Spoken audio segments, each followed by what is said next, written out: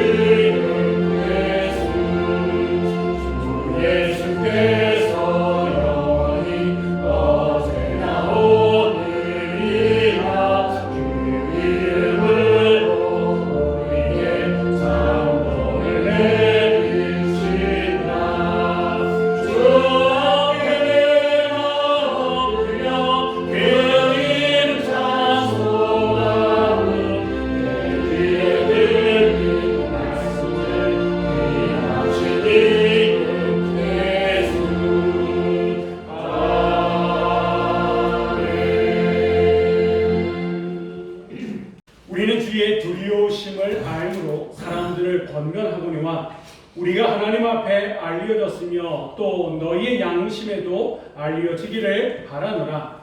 우리가 다시 너희에게 자천하는 것이 아니요 오직 우리로 말미암아 자랑할 기회를 너희에게 주어 마음으로 하지 않고 뇌으로 자랑하는 자들에게 대답하게 하려 하는 것이야. 우리가 만일 미쳤어도 하나님을 위한 것이요 정신이 온전하여도 너희를 위한 것이니 그리스도의 사랑이 우리를 강권하시는도다. 우리가 생각하건대 한 사람이 모든 사람을 대신하여 죽었은즉 모든 사람이 죽은 것이라.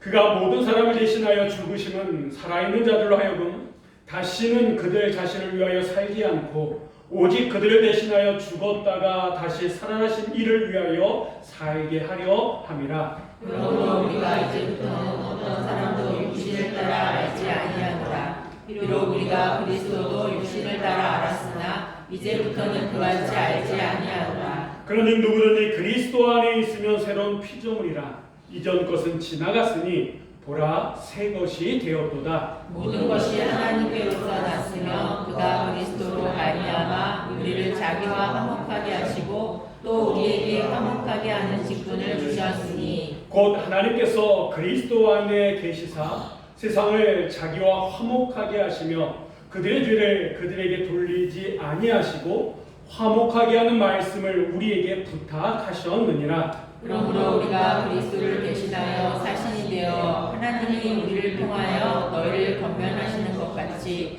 그리스도를 대신하여 간청하느니 너희는 하나님과 화목하라. 하나님이 죄를 알지도 못하신 이를 우리를 대신하여 죄로 삼으신 것은 우리로 하여금 그 안에서 하나님의 의가 되려 하시니라. 아멘. 할렐루야.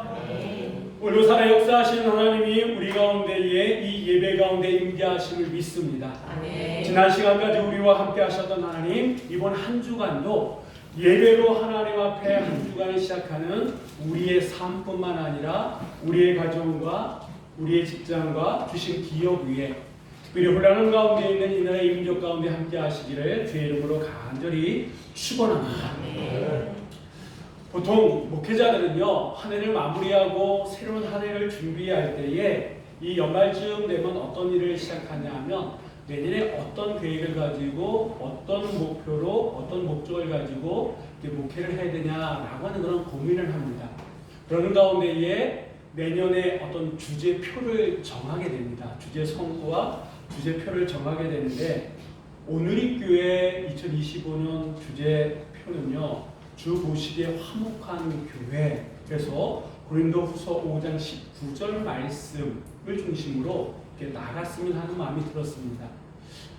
지금도 마찬가지입니다만 작년 한 해를 돌아보면 정말 다산다단했고 특별히 연말쯤에서는 혼란함이 참 많았습니다.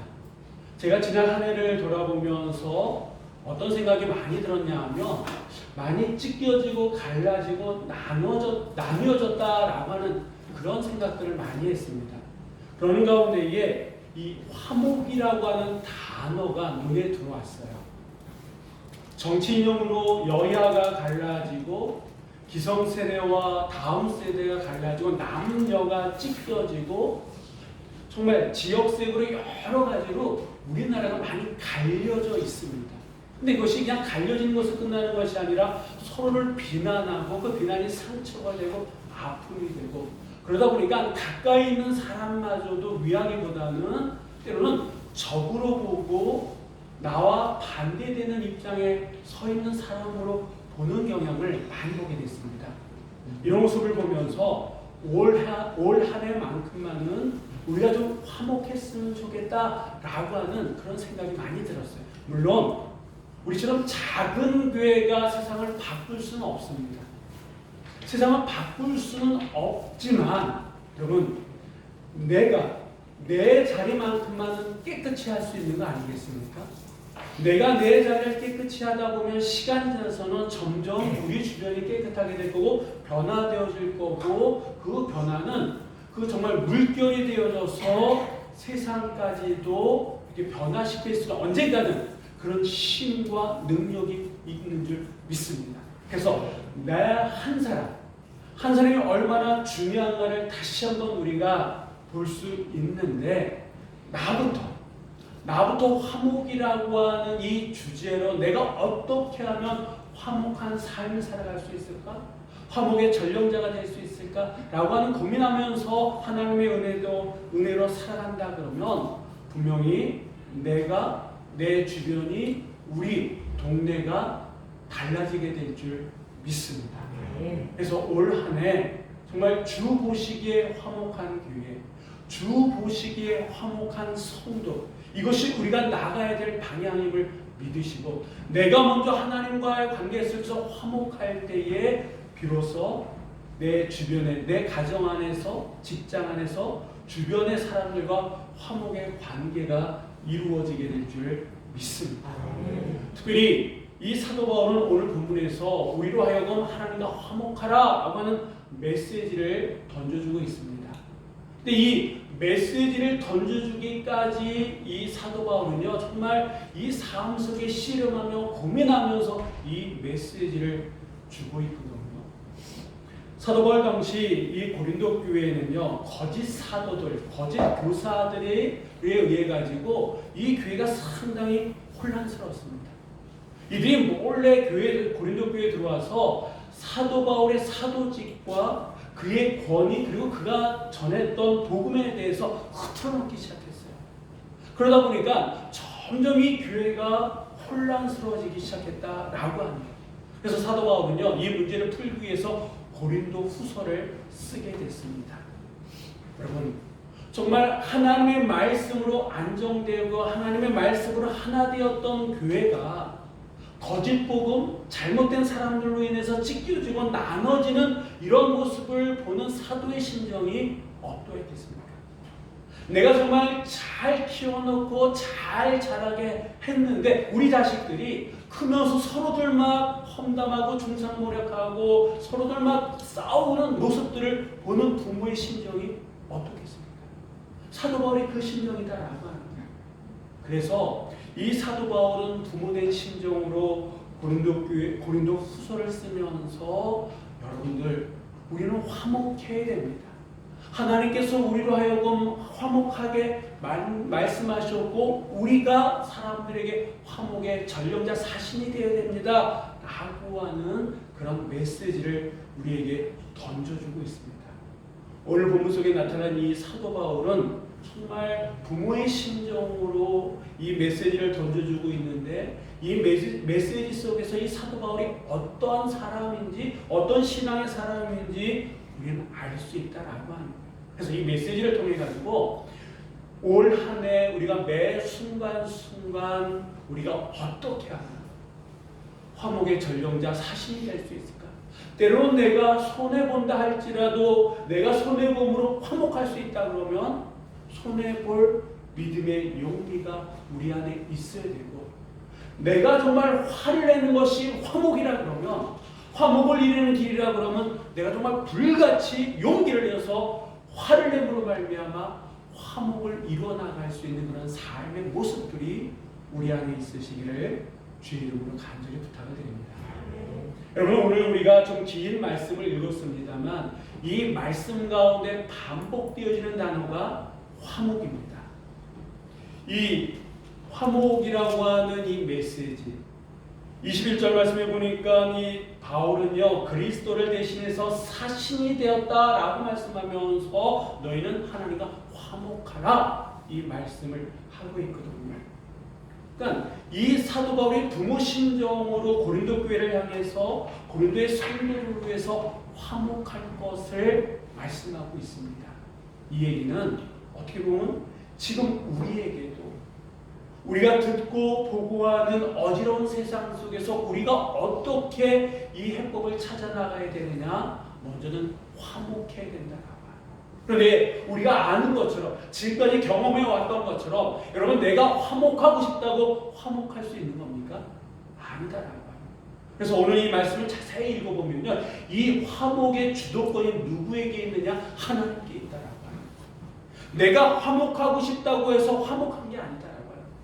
부모인 내가 가정이 어떤 그런 상황 속에서 화목해야지라고 해서 그 가정이 화목하고 직장이 화목하고 주신 기업이 화목하고 이들의 임력이 화목할 수 있는 것이 아니라 이 화목의 주도권은 철저하게 하나님께 있다라고 하는 거예요.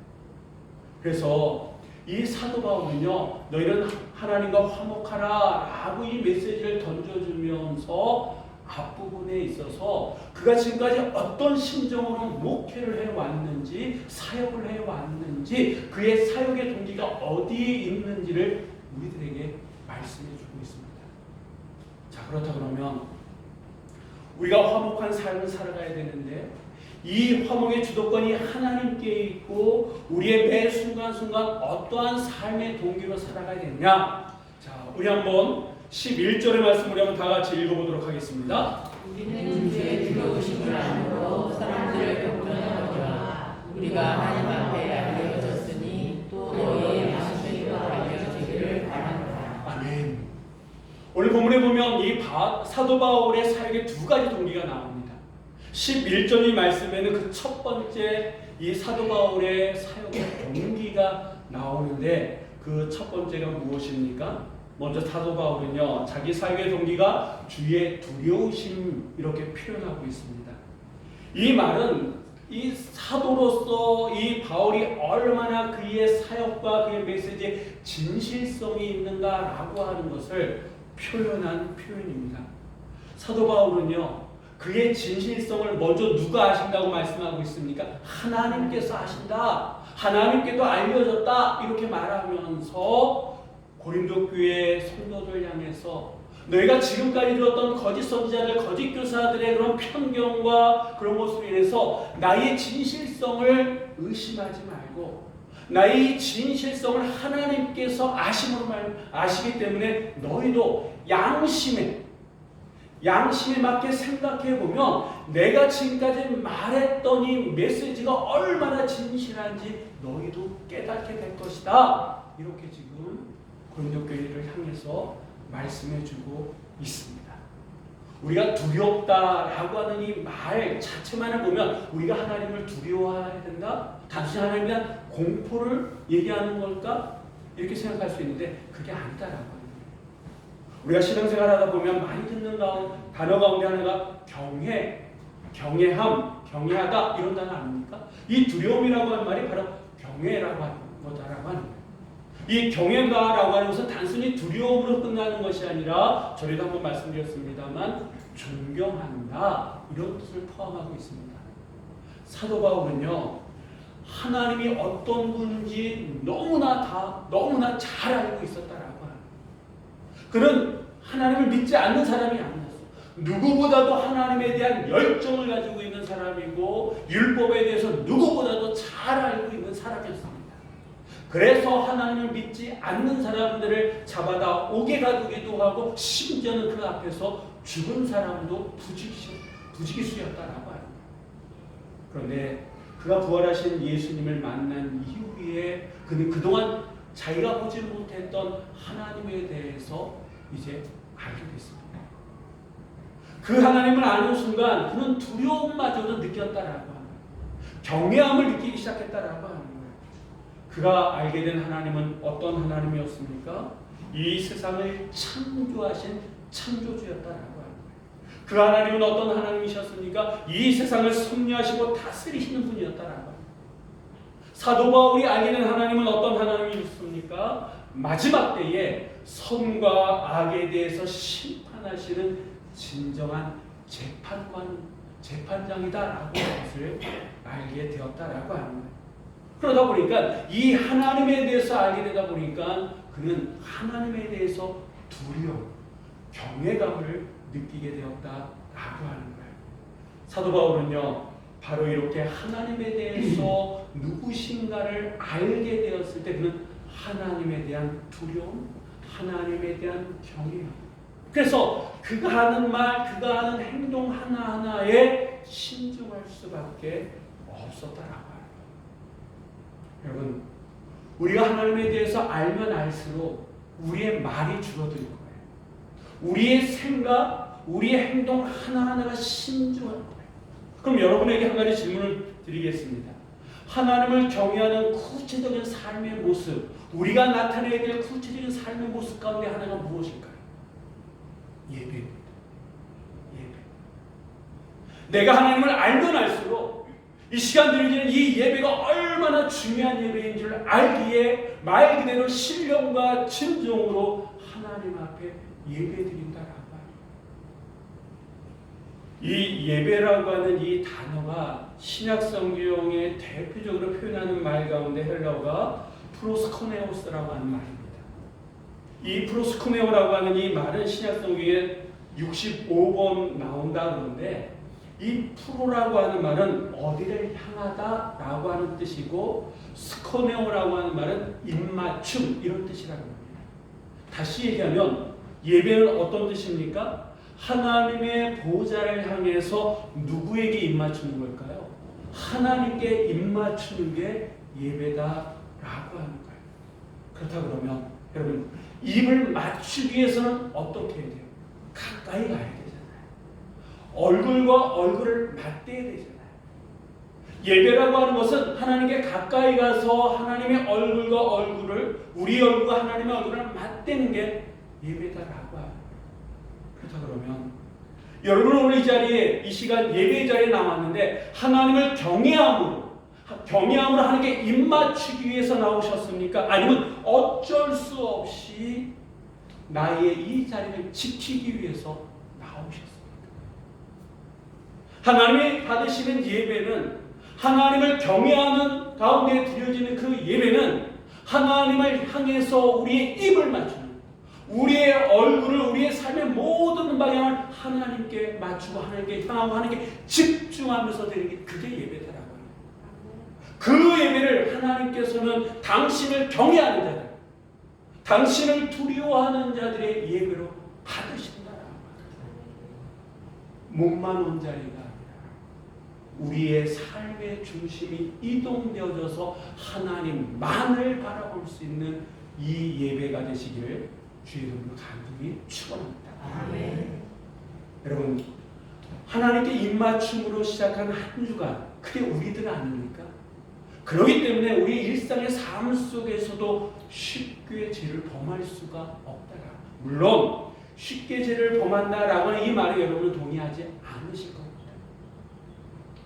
근데 여러분, 어떻게 보면 반복되어지는 습관적으로 범하는 그런 죄들이 있지 않습니까? 어떻게 보면 이게 쉽게 범하는 죄들이다. 그런데 하나님을 향해서 입맞춤으로 한 주간 시작한 우리는 그것을 단호하게 물리칠 수 있는 믿음의 용기가 필요하다라고 하는 거예요. 그러기 위해서는 먼저 하나님의 뜻이 무엇인지를 구해야 된다. 말씀에 순종하는 모습이 우리 안에 나타나야 된다라고 하는 거예요. 하나님의 뜻이 무엇이고 그리고 말씀에 순종하려고 노력하는 그런 모습을 통해서 우리는 점점 하나님께 가까이 가게 되고 그 하나님으로부터 한 주간을 시작할 수 있는 그리스도의 모습이 우리 안에 비로소 나타난다라고 하는 거예요. 어떤 이들은 이 날이 일요일이라고 얘기합니다. 그런데 어떤 분들은 일요일이 아니고 주의 날, 주님의 날, 주일이라고 고백한다라고 합니다.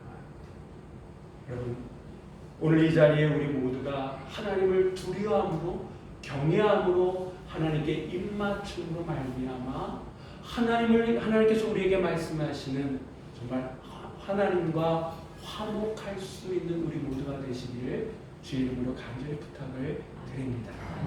자, 또 이 사도 바울의 사역의 동기가 어디에 있느냐? 우리 한번 14절, 15절의 말씀을 한번 다 같이 읽어보도록 하겠습니다. 그리스도의 사랑이 우리를 강건하시는도다. 우리가 생각하건대 한 사람이 모든 사람을 대신하여 죽었은즉 모든 사람이 죽은 것이라. 그가 모든 사람을 대신하여 죽으심은 살아있는 자들로 하여금 다시는 그들 자신을 위하여 살지 않고 오직 그들을 대신하여 죽었다가 다시 살아나신 이를 위하여 살게 하려 함이라. 이 사도 바울의 사역의 두 번째 동기는요, 이 말씀에 나오는 것처럼 그리스도의 사랑이다라고 합니다. 그의 첫 번째 동기는 그리스도에 대한 하나님에 대한 두려움, 경외감이었다 그러면 두 번째 사역의 동기는 그리스도의 사랑입니다.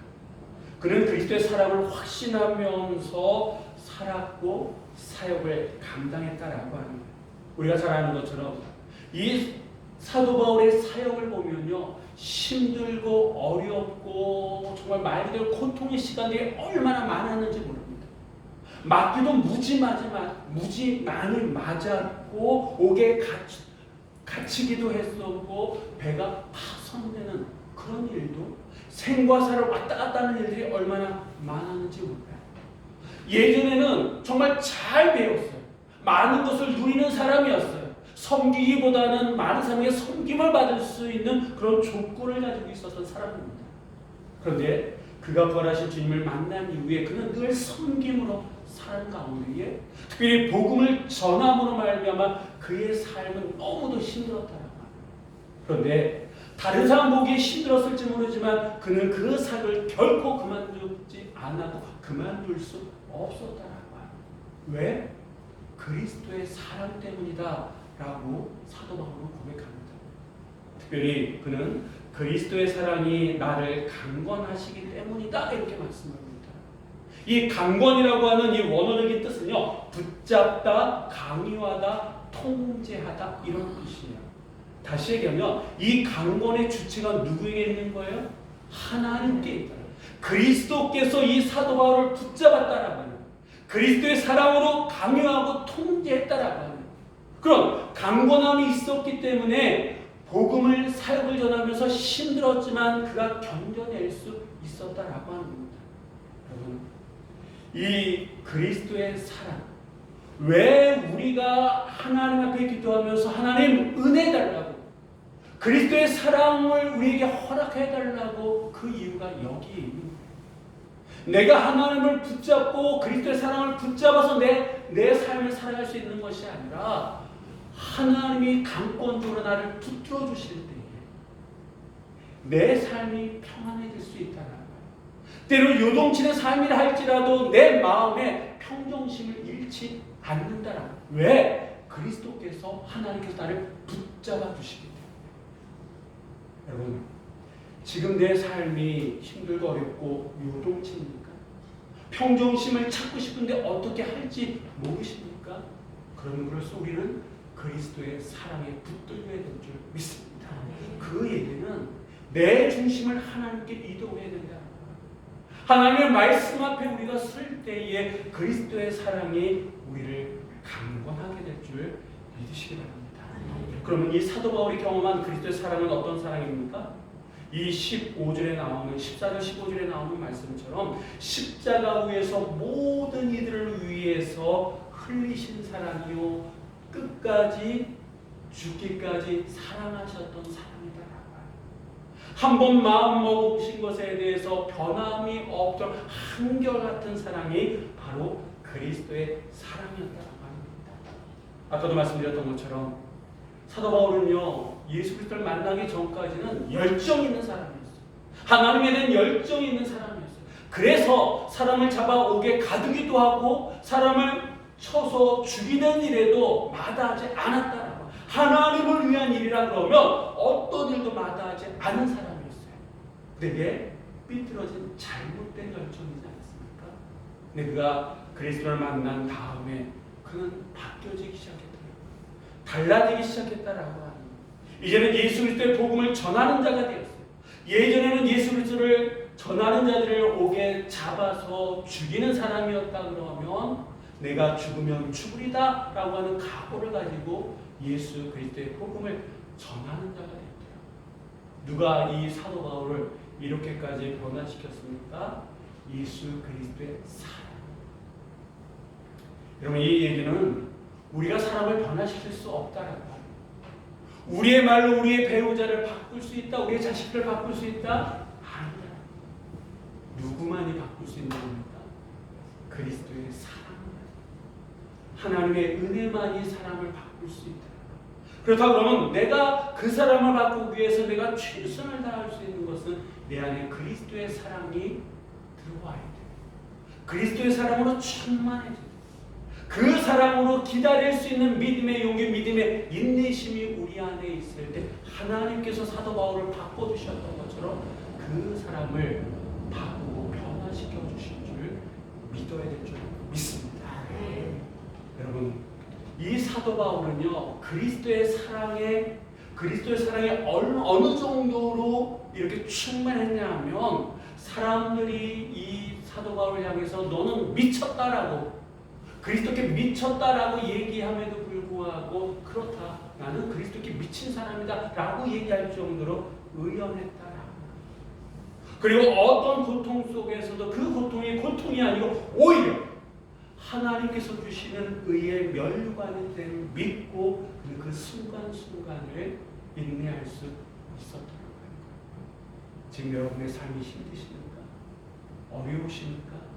앞이 보이지 않고 좀처럼 바뀌지 않는 현실 속에 점점 지쳐가시니까 그럴 때일수록 우리는 더더욱 그리스도의 사랑을 사모하며 그리스도의 사랑을 위해서 기도하며 하나님의 때를 기다려야 될 줄 믿습니다. 끝까지 변함없이 사랑하셨던 그 주님의 사랑이 사도 바울을 변화시켜 주셨기에 그는 기다릴 수 있었더라. 기다리면서 끊임없이 복음을 전하는 자가 될 수 있었더라. 이 그리스도의 사랑은요, 이 사도 바울 안에 또 큰 변화를 주셨는데 16절의 말씀 우리 한번 다 같이 읽어보도록 하겠습니다. 그러므로 우리가 이제부터는 어떤 사람도 육신을 따라 알지 아니하노라. 그리고 우리가 그리스도도 육신을 따라 알았으나 이제부터는 그같이 알지 아니하노라. 이 그리스도의 사랑은요, 사도 바울의 어떤 변화를 일으켰냐 하면 그는요 관점과 관계가 달라졌음을 고백합니다. 이전까지만 하더라도 그는 육신을 따라 사람들을 판단하고 인간적인 관점에 따라서 그 사람을 가까이하고 멀리했던 사람 가운데 한 사람이 이 사도 바울이었다는 거예요.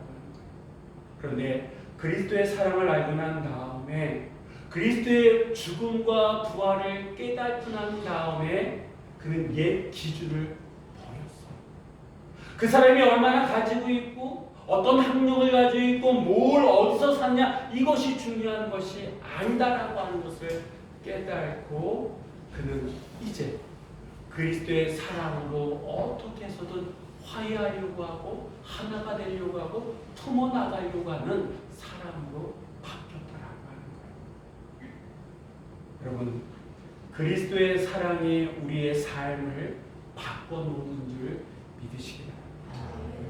그래서 어느 시대보다 우리 이 시대에 그리스도의 사랑이 누구보다도 내 안에 그리스도의 사랑이 채워져야 될 줄 믿습니다. 사랑하는 성도 여러분, 이제 2025년 1월의 두 번째 주를 하나님 전에 나와서 하나님과 입맞춤으로 시작하는 여러분들은 어떤 분들이십니까? 오늘 본문 우리들에게 이렇게 말씀합니다. 21절 말씀을 한번 다 같이 읽어보도록 하겠습니다. 그러므로 우리가 그리스도를 대신하여 사신이 되어 하나님이 우리를 통하여 너희를 권면하시는 것 같이 그리스도를 대신하여 간청하니 너희는 하나님과 화목하라. 아멘. 너희는 하나님과 화목하라. 우리는 먼저 하나님과 화목해야 될 사람인 동시에 세상을 향해서 주변의 사람들을 향해서 하나님과 화목할 것을 전해야 될 사실이다라고 하는 거예요. 그래서 이 사역은요 철저하게 하나님께 주도권이 있다라고 해요. 그래서 사도 바울은 하나님을 두려워하면서 사역했고요. 그리스도의 사랑으로 사역을 했고 그리고 고린도 교회를 향해서 우리를 향해서 하나님과 화목할 것을 말씀해주고 있습니다. 여러분 우리도 사도 바울처럼 하나님을 두려워하는 하나님을 경외하는 사람이 되어야 될 줄 믿습니다. 그리고 나를 향한 우리를 향한 우리의 가정과 직장과 주신 기업을 향한 뿐만 아니라 주님의 교회를 향한 이 나라의 이 민족을 향한 그리스도의 사랑을 확신해야 될 줄 믿습니다. 한 걸음 더 나아가 그리스도의 사랑으로 우리는 무장해야 됩니다. 이런 모습을 통해서 화목은 나를 중심으로 내 주변의 사람들에게 점점 퍼지게 될 줄 믿습니다. 이번 한 주간 정말 그리스도의 사랑과 하나님을 향한 두려움으로 화목함으로 말미암아 이번 한 주간 우리가 있는 곳곳마다 이 화목의 역사가 시작된 한 주간이 되시기를 주의 이름으로 간절히 축원합니다. 기도하시겠습니다. 하나님 감사합니다. 주님의 은혜 가운데 한 주간을 보내고 이렇게 새롭게 한 주간을 시작합니다. 바라옵기는 사도 바울의 심정으로 하나님을 두려워하고 그리스도의 사랑으로 정말 화목의 사신으로 살아가는 그래서 저희가 있는 곳곳마다 분열이 아닌 갈라짐이 아닌 찢김이 아닌 하나가 되고 서로를 위하고 존중하는 모습들이 나타나는 한 주간이 되게 하여 주옵소서. 하나님 어느 때보다도 우리는 화목해야 될 줄 믿습니다. 그러기 위해서는 먼저 하나님과 화목하게 하여 주시고 그리고 세상을 향해서 이 메시지를 전할 수 있는 저희 모두가 되게 하여 주옵소서. 감사드리며 우리 주 예수 그리스도의 이름으로 기도드립니다. 아멘.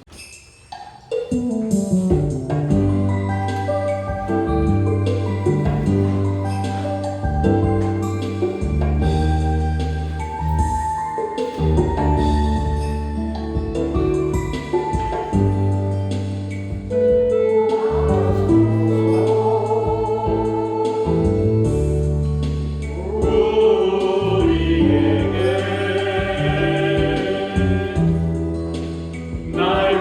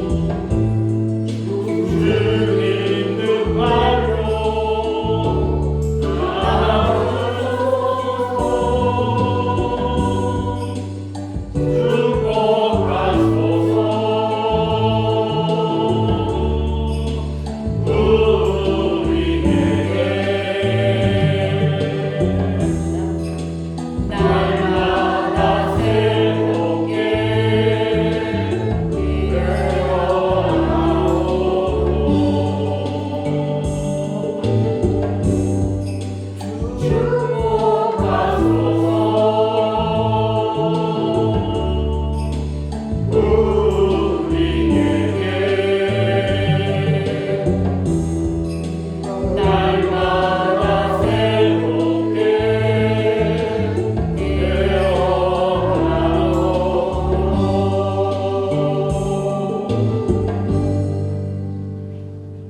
지금은 교회의 머리가 되시며 길이요 진리요 생명이 되셔서 우리를 하나님 나라로 인도하시는 예수 그리스도의 은혜와 죄인들을 구원하시려고 자기 아들 십자가에 버리신 하나님 아버지의 극진하신 사랑하심과 죄인들을 불러 하나님의 자녀 삼으시고 주의 일하게 하시는 성령의 역사하심과 위로하심과 교통하심과 사랑하심과 하나 되게 하심이 예배를 마치고 돌아가는 사랑하는 성도들 심령과 가정과 기업과 피값으로 세우신 교회들 위해 지금부터 영원히 함께 하시기를 간절히 축원하옵나이다. 아멘.